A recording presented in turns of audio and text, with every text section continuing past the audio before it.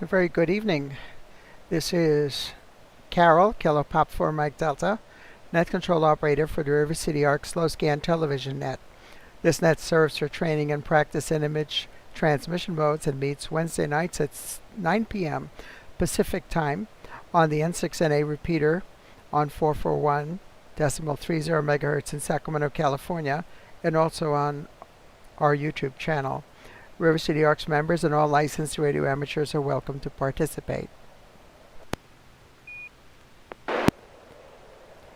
If you wish to join the net or need to make a call at any time, please announce your call sign between our transmissions and the net control will acknowledge you. If an emergency should arise and you need the repeater, please contact net control by saying break break. A double break signifies emergency traffic. The net will stand by for you until the emergency is terminated or the traffic is moved to another frequency. Stations who wish to check in are asked to respond with their full call sign using the recognized ITU phonetic alphabet and their name. I will recognize each station before I continue.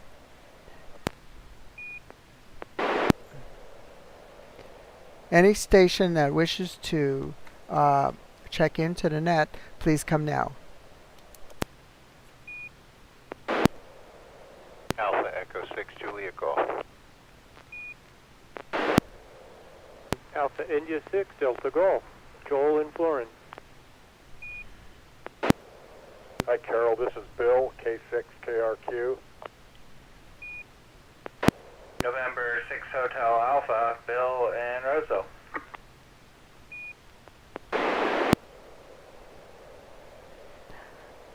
Okay, we have, let's see, A6JG, that's James. I have Alpha India 6 Delta Golf, that's Joel. We have Kilo 6 Kilo Romeo Quebec, that's Bill. And we have November 6 Hotel Alpha, Bill. Number 4 and number 5 would be myself, Kilo Papa 4 Mike Delta. Carol, you're in Citrus Heights. Anyone else who would like to join us, please come now. November 6 Papa Golf Quebec, Bob Northmost Roseville.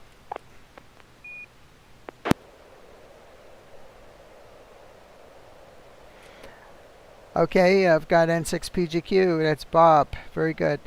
Anyone else?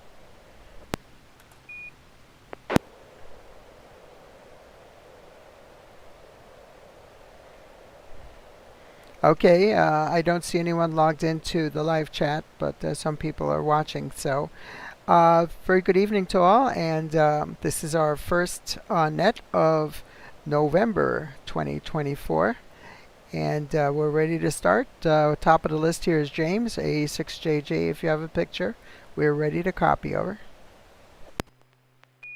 Thanks, Carol. Thanks for running the net. I had a free time, so let me know if you want me to take over the logistics there as well. All right, this will be PD 120. First, I'm going to do a test tone.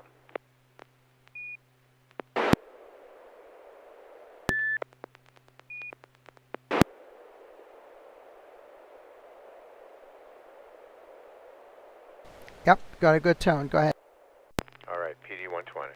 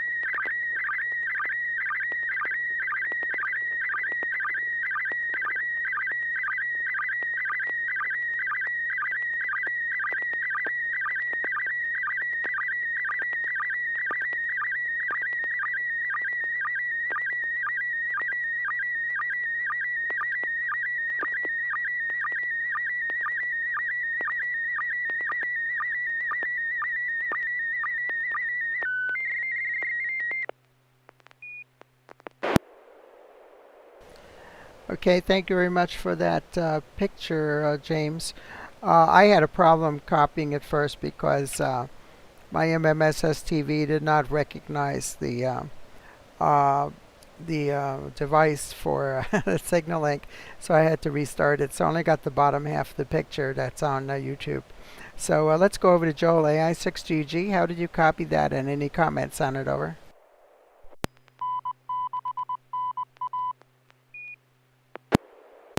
First, just a question. How's my audio quality? I'm on a different mic than normal. Wow, you have an extremely smooth and velvet voice. Over. Ah, good. It's working. Very clean picture. Very few pops. In the center, we've got an Elecraft PX3 on the left and a KX3 on the right. In front of that, we're on a desktop surface. We've got looks like a microphone on the left, kind of coiled up around it with a couple of pens or pencils sitting on top of that, and a straight key, a nice looking straight key to the right of that. I'm assuming wired into the KX3. Although I'm wondering, is there also one of the iambic keys that screws onto the front of the KX3? Maybe we have two keys plugged in, or maybe anyway, I'm not sure what I'm quite seeing in terms of two keys or how the existing straight key is plugged in. Behind that, further back on the desk, left side, maybe a desk mic of some kind, but can't tell because we only see the bottom half, so maybe only the PTT button on it. To the right of that, a small transceiver of some kind. I see the big VFO knob and its separate speaker accessory to the right of that. To the right of that, something small on top with some knobs, and below that what looks like it's probably a automatic antenna tuner. Someone's probably new equipment and station, and it looks like they're having fun. Back to net, AI6DG. Okay, thank you very much for that report, Joel. Since we have such a large list of people checked in here onto the net, we're only going to do 2 reviews per each picture, so I'll go up to Bill, K6KRQ. How did you receive that picture, and any comments on it? Over. Hi again, Net. This is Bill, K6KRQ. By the way, I won't be transmitting anything.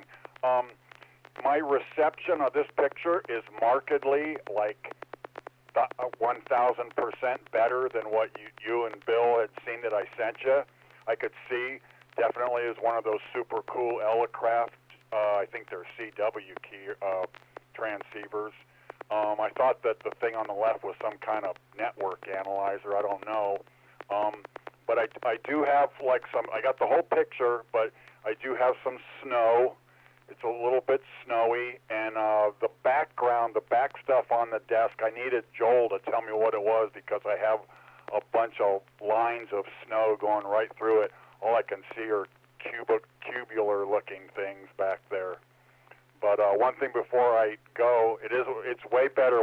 I did the settings you guys told me, but I noticed in that black box where you can see the audio levels go up and down, when you guys are talking or anybody's talking, I can see a lot of activity in that box next to the, I forget what you call it, but when the image is coming through, I don't see any activity on it. Back to net, K6KRQ. Okay, yeah, that sounds like the audio level for the SSTV is not up to where it should be. Perhaps it has to do with a setting on the 991. And since Bill is here, he probably could tell you a little bit more about that. But let's go back to James, and you can tell us about this picture, please. Over. Thanks, Carol. Well, Joel, as usual, you identified everything perfectly. Yeah, I have the iambic key from Elecraft attached to the KX3, which I ordered at Pacificon, and it came about a week ago. Up above the antenna tuner is the signal link, which I'm using now to transmit and receive the pictures.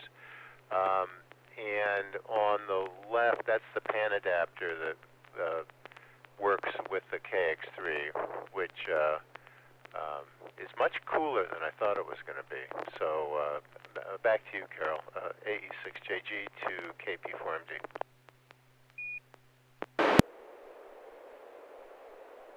Rich for that, James, and yeah, you're getting a really nice station there with that KX3. Are there any comments on any more comments on this before we proceed?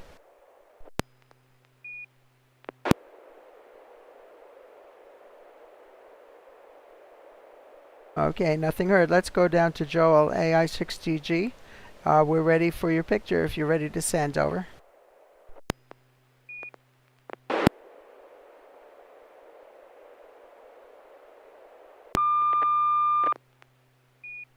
Yes, you have good tone.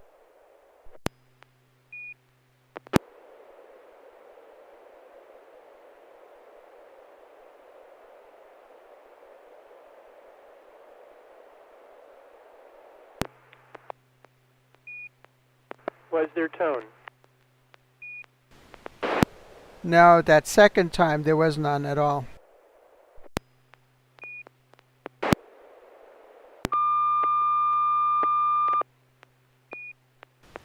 Yes, you have tone now. Over. PD 120.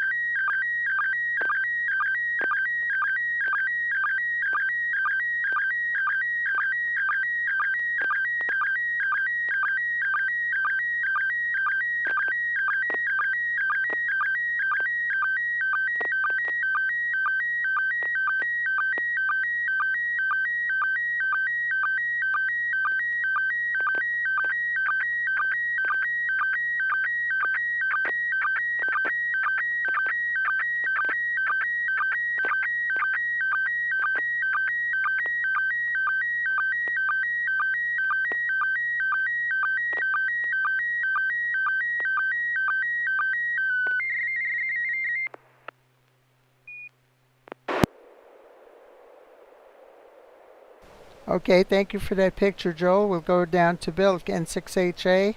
How did you copy that, and any comments? Over.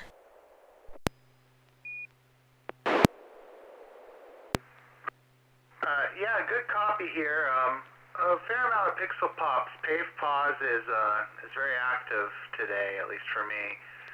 But good copy otherwise. This looks like a back of the radio. I see an accessory port, a speaker. There's a GPS antenna and a 10 megahertz signal in. So this makes me think it's something that needs to be frequency stable. There's a TXT line, and I can't make out what the other coax is. So I don't think I'm really familiar with this radio. I wanted to say at first it was, knowing Joel, it's probably a flex, but I don't know the back of a flex very well to make a good guess. So I wonder if this is the back of his flex with a 10 meter discrete signal in to get them some frequency stability. Yeah, there's a connector on the right hand side that's odd looking. I just see just like a little bit of metal poking out. I wonder what's going on there. So wonder what Joel's showing us here. N6HA back to that.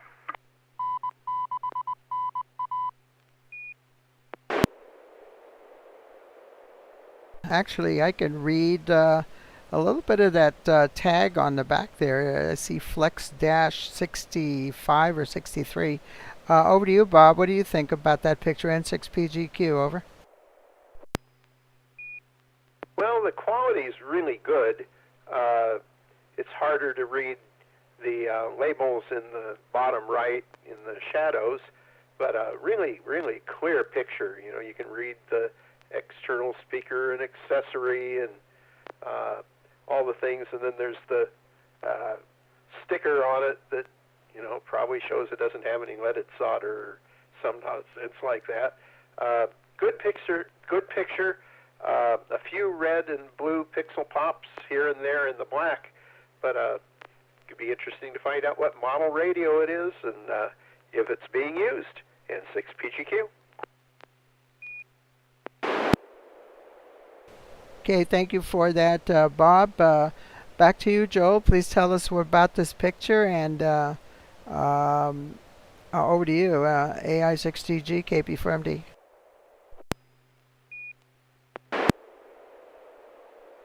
This is the back of my Flex 6500.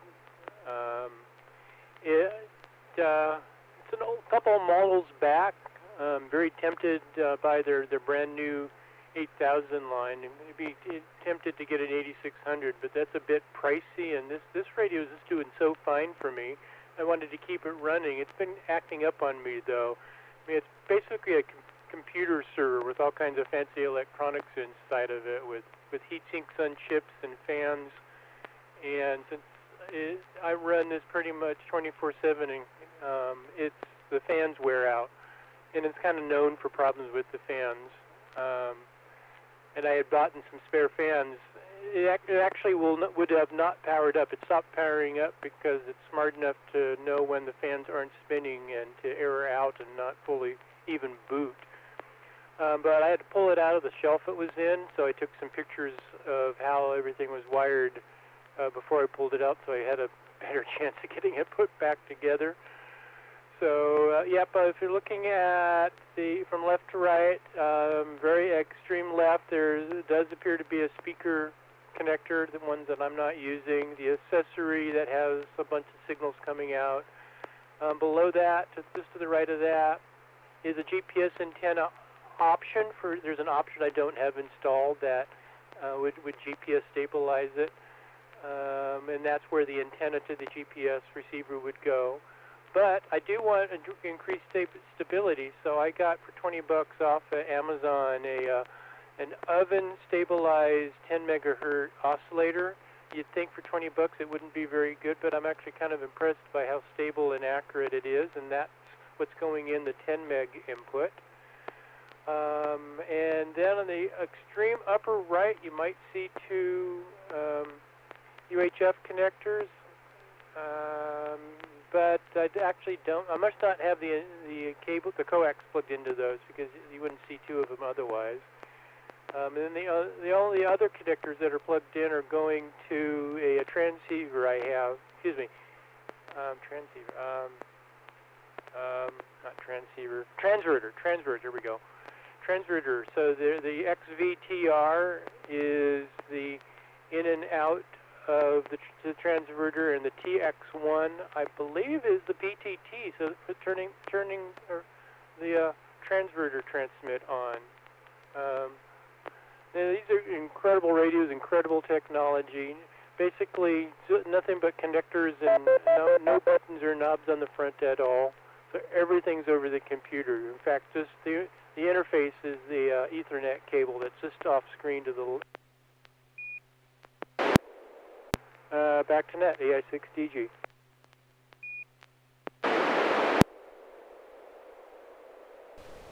Okay, thank you very much for that explanation, Joel. Are there any more questions about this picture before we move on?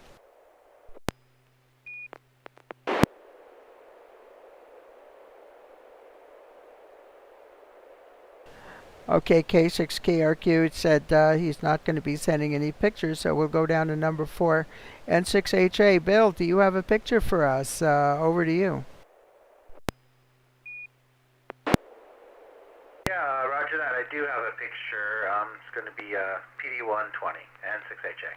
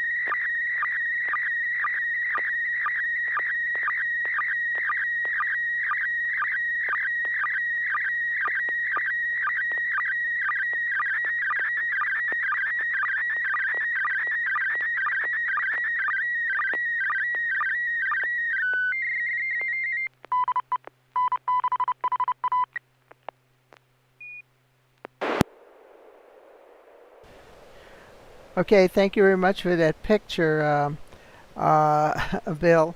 And I'm going to go back up to the top of the list, James, that's related to the picture you sent. How did you copy it, and what are your comments on it? AE6JG, KP4MD, over.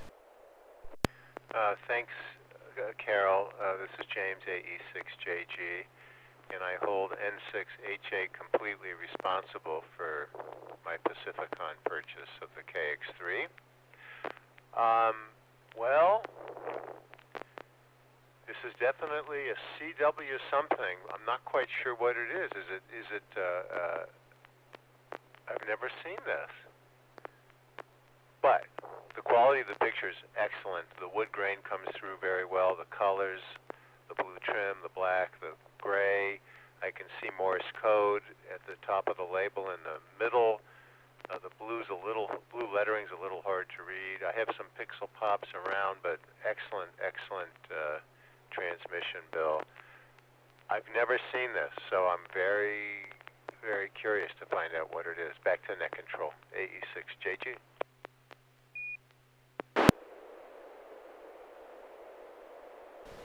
Yes, indeed. I think I see a little blue logo at the bottom there. It looks like maybe a GE logo. Hard to tell, though. It's a little fuzzy.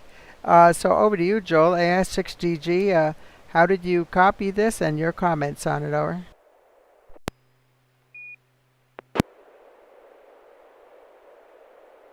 Excellent reception. So we got a couple of devices, walkie-talkies sitting on a desktop. I first thought, oh, old Radio Shack. This brings back memories. Back in the old Radio Shack walkie-talkies, I think some of them actually did have Morse code buttons on them. But this looks like better build quality than that, so I'm not sure what this is. Is this something new or something old? So you got a little squeeze button on the side and a button on the top and a Morse code chart underneath that, and looks like rubber duckies going up above. And it's an interesting kind of fancy, futuresque type of design with it not being square and kind of being angled to the sides. So, as usual, and as makes a good picture, I look forward to finding out more info. Back to net, AI6DG.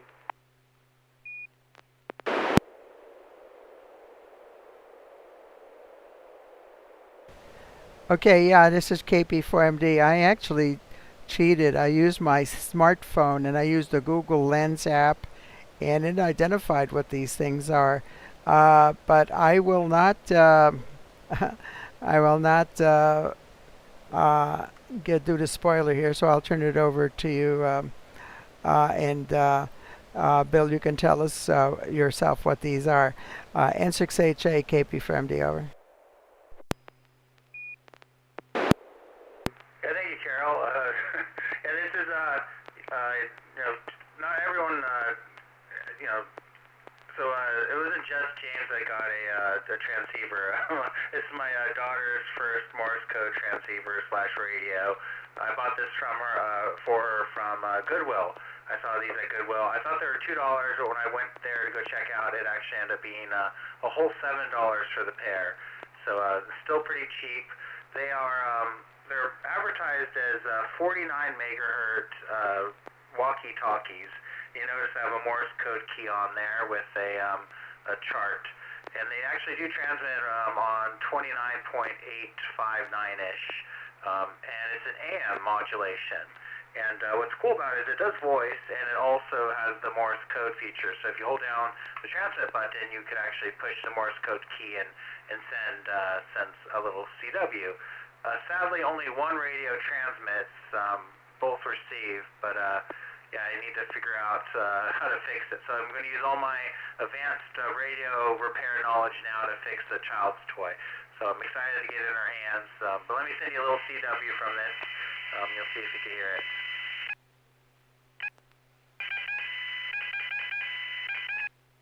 So there's my call sign.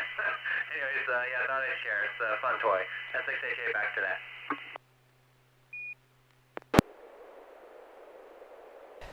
Yeah, that is excellent. The Google Lens was calling this a vintage General Electric Star Code 11. Star Code 11 walkie-talkie. And that is awesome. I wonder how many people actually seriously tried to use that for communicating in Morse code.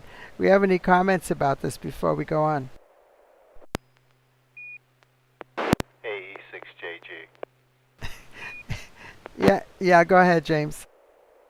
Bill, thanks for sharing this. Very cool. Terrible tone, so while you've opened them up, maybe you can get a decent tone out of it. Back to you. Back to net control. This compete with the Elecraft KX3 as far as quality of CW, over. I might have to read whatever this thing is under. I don't know what 49 megahertz. I'm not sure what availability that is. But one radio, when I turn it on, actually blows away my spectrum. So my on the whole spectrum, it does about 4 megahertz of noise. So there's something going on with this one. So they definitely have to be opened up and fixed. N6HA. Comment? Yeah, go ahead, comment.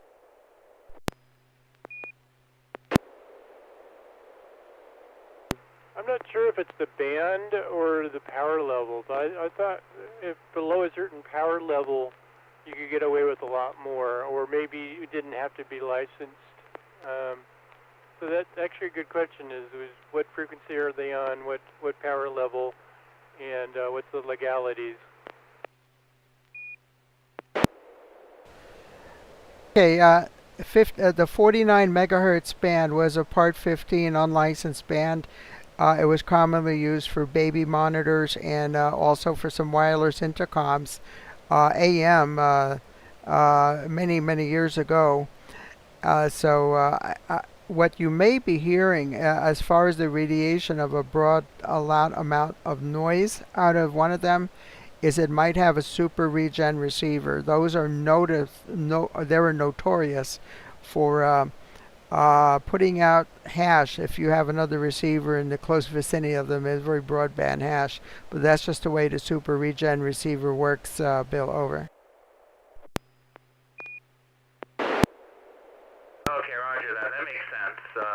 Yeah, just one of them does it, so maybe that's actually the working one, and the other one's broken. So, I think it's very low power. When I actually transmit near my 7300, it barely picks it up. So, I think it'll be fun to play with. We'll teach her a little Morse code once she can spell, but that's a ways away. At least I'll have them for her to play with now. They are very rugged. The GE branded ones are quite nice. So, if you see any at Goodwill, pick them up. N6HA.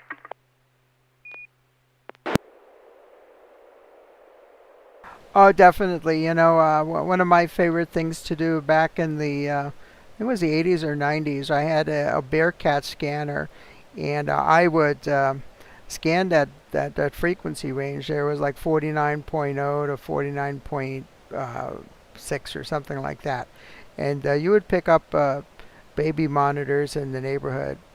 Yeah, and also wireless, what do you call it, cordless phones used to work on that frequency. They used to be FM. So that would be interesting. It was interesting. You would be able to pick up your neighbor's phone calls. Not that you honestly wanted to do that. Okay, we have a chat on our live chat there. Paul Aaron, Kilo Charlie 9, Charlie Mike Golf, says, been looking forward to this. And thank you very much for joining us there, Paul. So any other comments about these awesome Morse code transceivers? Over. K6KRQ. Yeah, go ahead, Bill. Over. Yeah, I just want to say I've never seen those in all my born days. That's real well done showing that, Bill. Thanks for that.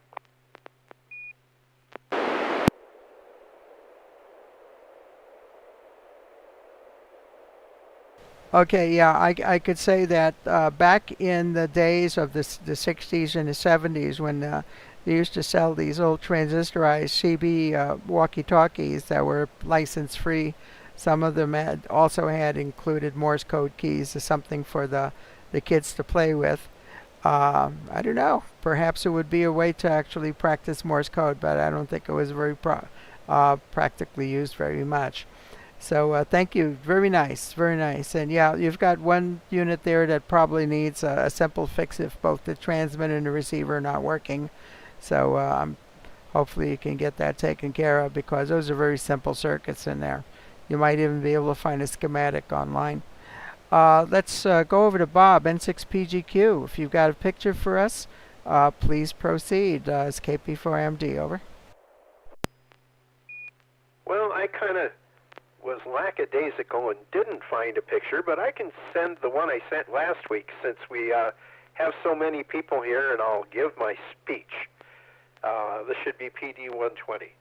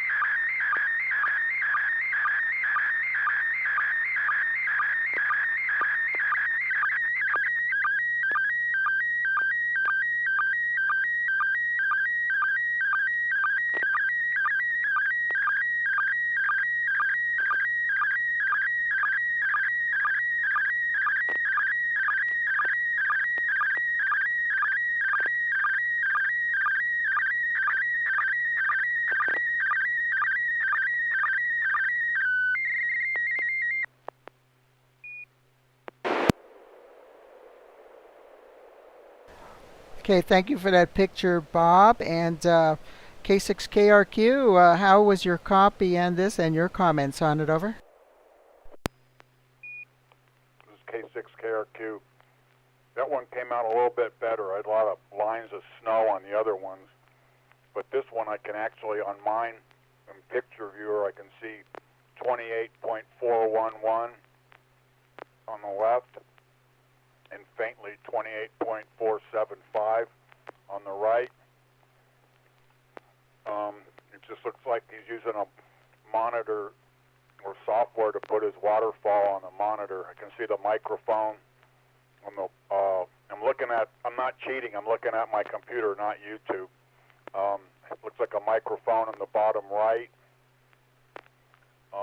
Something on the left, I see some digits, 54 and a 1451. I don't know if it's a clock of some kind. That's about all I can make out. But when I look at it on the YouTube, it's a good picture there that came through. So I'll have to work on my settings. K6KRQ. Okay, thank you, Bill. We'll go over to the next Bill, N6HA. Your comments on this picture, over. Yeah, good copy here. Just maybe 2 pixel pops, and then the ID got you halfway down. I agree with the other Bill. Yeah, I see 28.4119, and the other number is 475. So you're somewhere on the 10-meter band, and some kind of scope, so maybe an SDR or output from your radio. I see a hand mic on the bottom right, and some kind of black box in the middle, and then there's a clock on the left-hand side that says 1451, so 251. I don't know if that's UTC or not. So that's a very active band, it looks like. So maybe you're in the middle of a contest. I can't remember what contest was last weekend, but looks like a fun one. I know the single sideband sprint is this weekend on Saturday for 4 hours, so I plan on hoping to operate for like an hour or two of that one. I really like that contest. So wonder if you're contesting here, Bob. So tell us more. N6HA. Okay, thank you. Back to you, Bob. N6PGQ. Please explain. Over. Yeah, it was a couple weeks ago, worldwide DX contest, and that shows you 10 meters is open. And I was running 100 watts and made, I don't know, 300 or 400 contacts. It was a good contest, and next year the bands should be just about as good. Everybody is encouraged to use the band. That's the output from the pan adapter on my radio, and the left frequency is for the left first receiver, and the one on the right is for the second receiver if you want to use 2, like if you're working split. And to reiterate also, the sprint is this weekend at 4 o'clock on Saturday. It goes from 4 to 8, and it's a really fun contest. You're limited to 100 watts of power, and you can only make 1 or 2 contacts depending on whether you answer someone or you initiate a call. And so it keeps the big guns from holding a frequency, and it's a lot of fun, and I'm planning on making a few contacts in 6PGQ.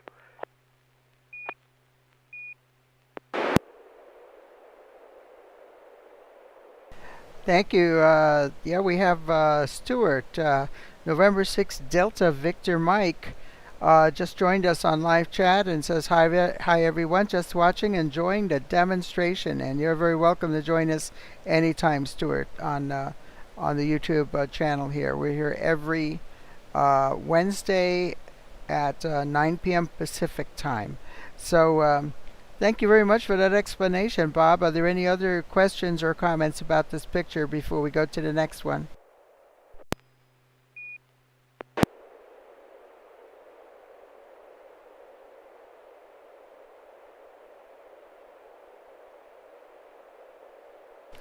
Okay, so Paul Aaron asked if this 441 machine on Echolink. And no, unfortunately, we're not connected to the internet except through the YouTube feed. So anyhow, that's it. Let's go to our next picture. I'm going to be sending one. This is also going to be PD120.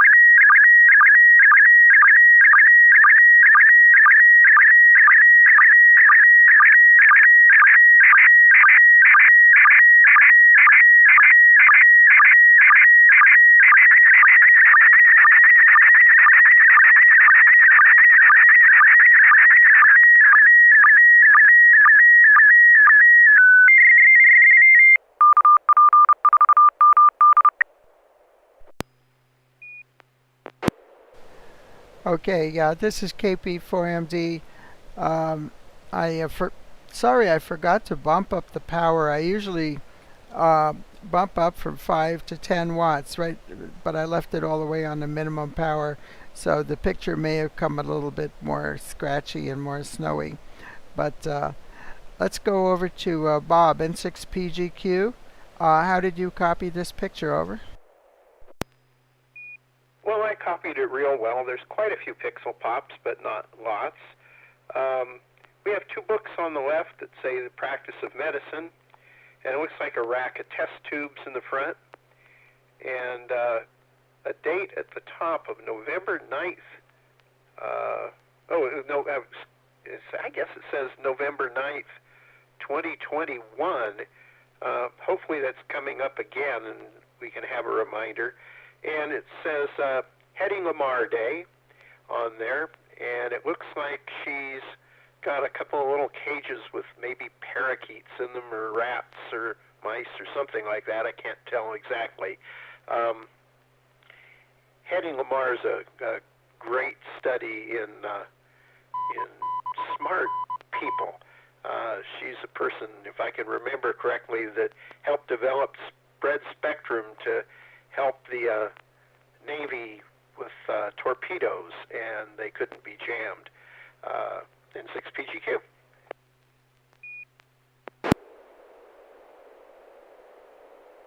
Okay, thank you for that. Yeah, that's Art Deco type of font there at the top. It's actually November 9th, 2024.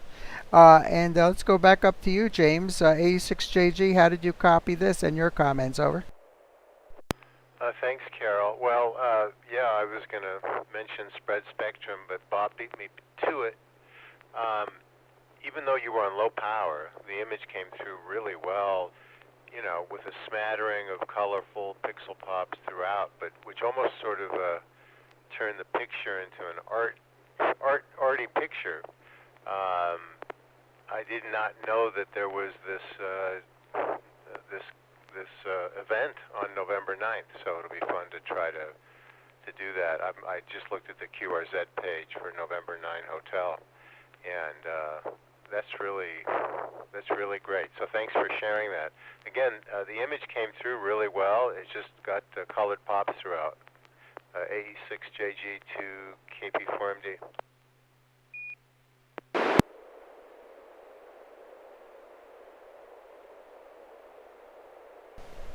Okay, yes, this is the Hedy Lamarr Day special event, which is going to be held on Saturday, November 9th, 2024. It's going to be done on Echolink and All-Star. Also going to be done on 20 meters. I believe the frequency is 14.313. If you look up that call sign that's in the upper left-hand corner, N9H, on QRZ, you will find all the information about this net. If you work the station, you actually can get a special commemorative QSL card sent to you with a SASE, and I do have one of those from a few years ago. So it's a lot of fun. So you could do it on Echolink, or you could do it on 20 meters. Echolink is really easy, and I believe the Echolink conference is going to be the Rockham conference. That's ROC-HAM, if I'm not mistaken. I'll say it there on the webpage. And yep, that's supposed to be Hedy Lamarr doing some of her experiments there. She was, I would call her a polymath. She was just very knowledgeable and ahead of her time. During World War II, she had actually escaped persecution by the Nazis, came to the United States, and really contributed to the effort against the Axis powers. Yes, with her ideas. Okay, so back over to let's see. Anybody else have any other questions about this or any other comments? This is KP4MD. K6KRQ. Okay, yeah, go ahead, Bill. K6KRQ. Oh, go ahead, please. Over. Hey, super cool and neato photo. I knew about that. I saw that the other day about Hedy Lamarr Day. If you scroll down the page on QRZ, it's got like a really super, like, gorgeous picture of her with looks like with the patent drawing. Is that what's on the QSL card? Over. I think that this image that I have right now up there on the slow scan, I believe that may be the image that they use on their QSL card. I'm not sure. Over. Okay. In any case, it's worth it going to QRZ and looking for that. And all the information on the net is on there too, like you were saying, Carol. K6KRQ.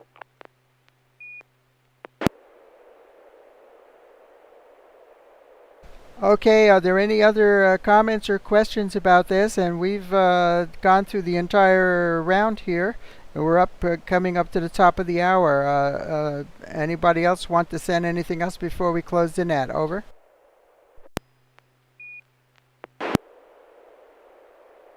If Bill's up for it, maybe he could send us a test image. Are you feeling brave, Bill? And 6HA. I can try. Let me see if I can find one. If you can't find one, if you right-click in the TX box, if you click on the TX tab and right-click in that empty window, there's an option called Test Pattern. So it will generate a test pattern for you if you can't find an image to send.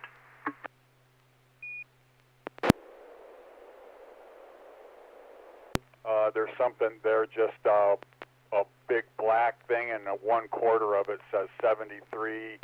It actually says KP4MD to DEKC6KRQ. Yeah, that's a default template that automatically gets populated If you right-click, there's an option to either load an image for a file, but if you go further down in the middle of the list, there's a test pattern button if you want to send that. It should look like a bunch of horizontal and vertical colored lines. I found it and click the red TX button. Yeah, if you're willing to try. All right, here we go.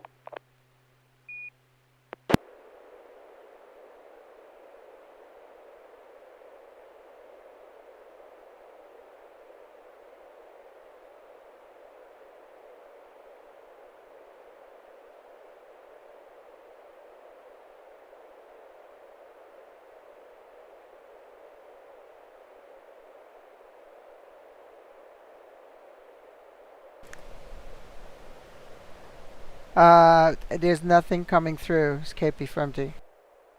Okay, I just see a line going through the test pattern from top to bottom. It's scrolling down.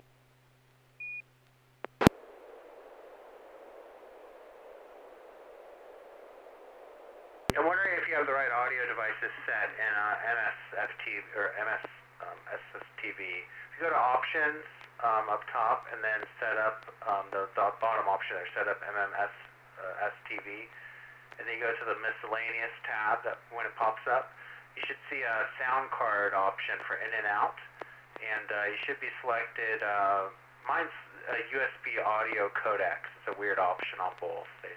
Both in and out on mine say USB audio codecs. And if those are selected, then you might need to have the PPT port configured on the TX tab. More research is probably needed to figure that out, though. Okay, I'll let it go for now. I'll try to read. But I do have those that USB audio codec selected on both of them already.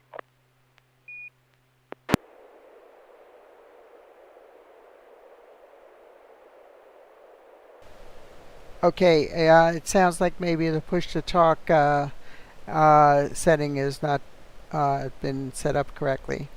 And we now have Bill, N6HA, has joined us on live chat, and also Dudley is monitoring Kilo Oscar 6 Delta Romeo Mike. Thank you very much, Dudley, for joining us on live chat. And we're just about ready to wrap up the net. Anybody else with any other comments or another picture before we close the net? AE6JG. Okay, sure. Go right ahead, James. I just want to let everybody know that Stewart, who joined us today on YouTube, November 6th, Delta Victor Mike, is an old friend of mine, and used to hang out with him and his brother decades ago, and he reached out today because he's a relatively new ham, and I'm glad to see that he joined us today, and I'll be talking to him about next steps. And anyway, Stuart, thanks for joining us online. Back to you, Carol. KP4MD, HAG. Yes, indeed. Yes, indeed. A very big welcome to Stuart, and thank you for joining us. By the way, if you're watching on YouTube, you may notice there's like a 20-second delay compared to what's going out over the air. That's just normal streaming delay through the YouTube live chat and live streaming. So thank you very much for joining us, everyone. This is Kilo Papa for Mike Delta, and we'll be closing the net now. Want to thank everyone who participated in tonight's Slow Scan Television Net. We hope to see you again next Wednesday at 9 p.m. Pacific Time. This net is now officially closed at 9:56 p.m. Pacific Standard Time. This is Carol, Kilo Papa 4 Mike Delta, Citrus Heights, California, wishing you all a good evening and 73.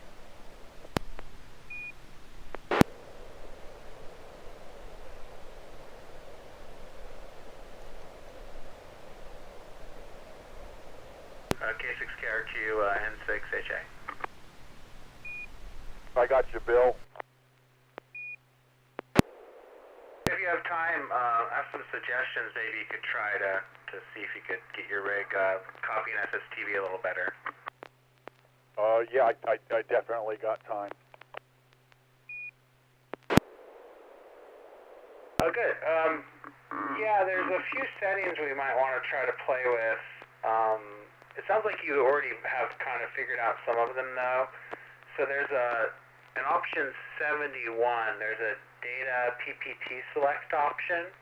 I think that should be set to USB. So that might be why you're not able to send. 71 data PTT select is, I have it set at, it's set at DTR, which is different from what you just said.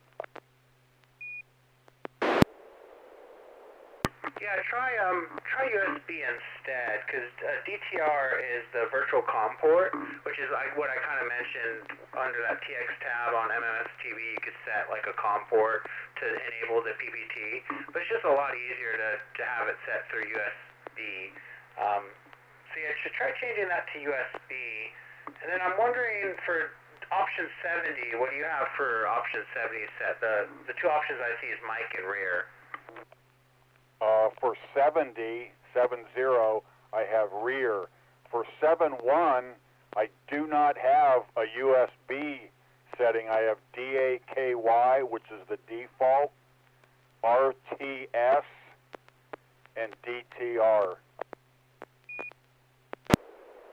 Okay, yeah, set 71 to DTR, and then set 72 to USB.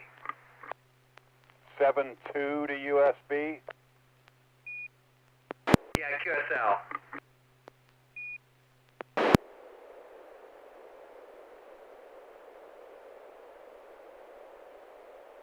It was already there.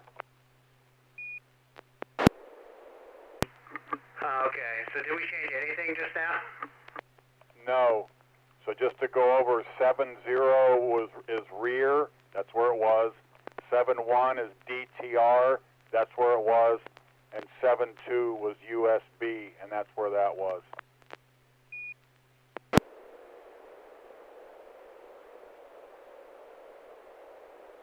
Okay, roger that. There's an option for 74 to select the mic input, and there's a rear option in 74.